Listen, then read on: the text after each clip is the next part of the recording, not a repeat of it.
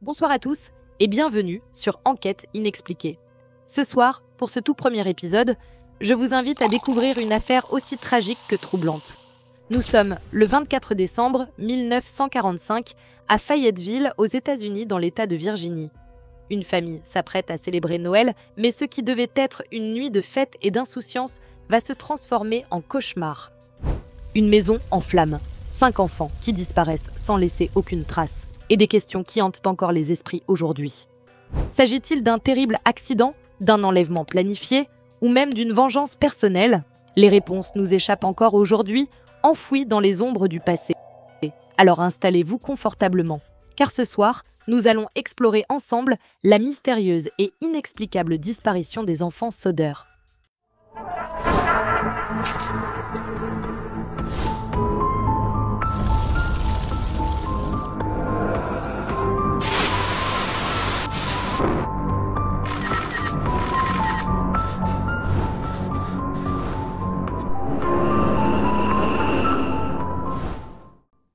Et avant de plonger dans les détails de cette nuit d'horreur, il est important de comprendre qui étaient les Soder et quel contexte entourait leur vie quotidienne. Si ces mystères et histoires fascinantes attisent votre curiosité, abonnez-vous dès maintenant à Enquête inexpliquée pour ne rien manquer des prochains épisodes. Ensemble, plongeons dans les secrets les plus troublants de l'histoire.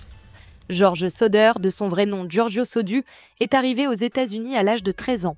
Originaire de Sardaigne, en Italie, il a immigré seul et s'est installé en Pennsylvanie avant de déménager en Virginie occidentale. Une fois sur place, il a travaillé dur et a fini par créer une entreprise de transport et de livraison de charbon, réussissant à bâtir une vie prospère pour sa famille.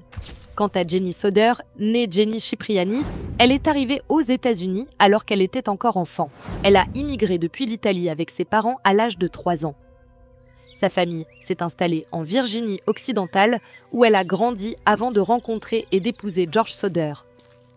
En apparence, ils formaient une famille ordinaire, mais les relations avec la communauté locale et le passé du père pourraient bien avoir joué un rôle déterminant dans les événements à venir. Avec sa femme, Jenny, ils élèvent leurs 10 enfants dans une maison spacieuse et confortable. Ils sont respectés, mais George est connu pour ses opinions tranchées contre le régime fasciste de Mussolini, ce qui lui vaut des ennemis dans la communauté italo-américaine locale. Le soir du 24 décembre 1945, une atmosphère de fête règne dans la maison. Les rires des enfants résonnent, les décorations brillent de mille feux, et une douce chaleur familiale enveloppe chaque pièce. 5 des enfants, Maurice, Martha, Louis, Jenny et Betty, ont bénéficié du privilège de veiller plus tard pour prolonger cette soirée de Noël. Ce tableau de bonheur semble inébranlable, mais une tragédie est sur le point de tout bouleverser. Pour comprendre pourquoi le mystère de la disparition des enfants Soder est si troublant, il faut revenir sur les événements étranges qui ont précédé l'incendie. Des indices inquiétants laissent penser que ce drame n'était pas un accident, mais peut-être un acte délibéré.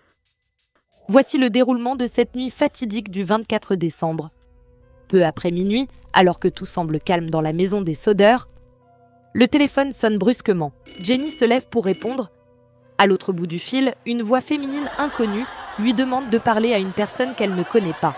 En arrière-plan, Jenny entend des rires et des bruits de fête comme si l'appel venait d'une soirée agitée. Troublée et perplexe, elle signale à son interlocutrice qu'il doit y avoir une erreur, puis raccroche. En retournant se coucher après l'appel, Jenny remarque quelque chose d'inhabituel. Certaines lumières sont encore allumées, les rideaux ne sont pas tirés et la porte n'est pas verrouillée. Les enfants, qui avaient demandé à veiller plus tard, se sont finalement endormis sans suivre les précautions habituelles. Cette scène anodine soulève un léger malaise. Pourquoi les enfants, pourtant habitués à une routine stricte, auraient-ils laissé la maison dans cet état? Jenny éteint les lumières, ferme la porte et retourne se coucher. Elle ne sait pas encore que ce sera l'une des dernières fois où elle verra sa maison intacte.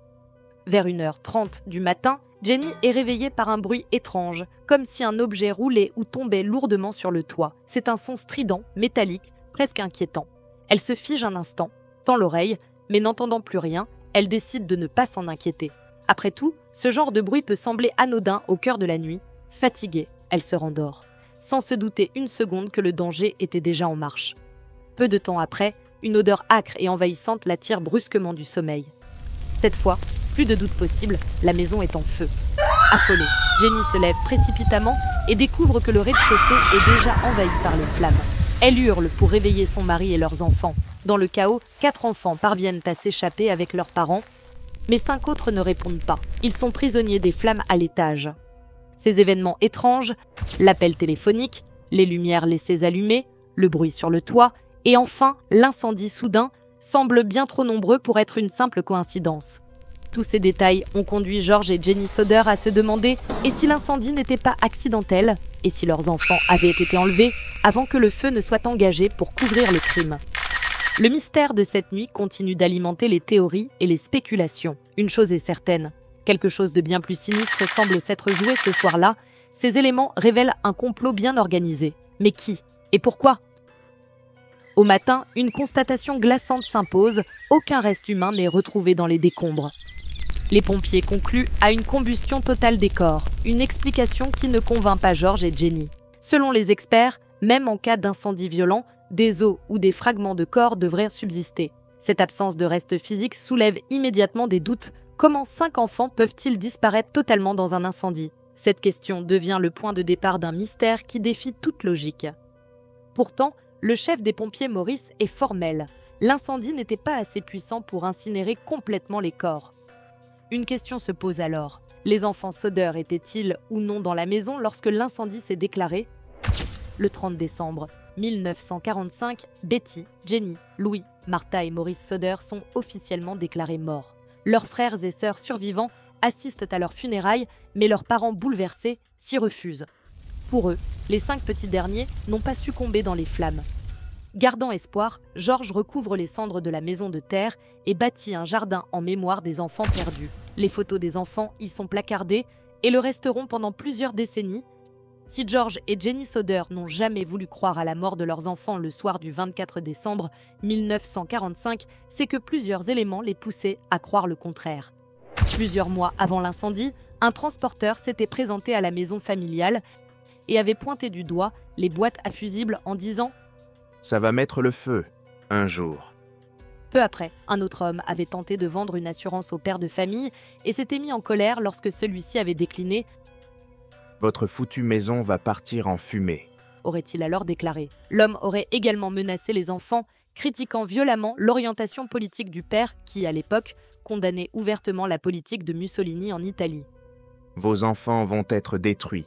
Vous allez payer pour vos remarques déplacées sur Mussolini », aurait lancé l'assureur.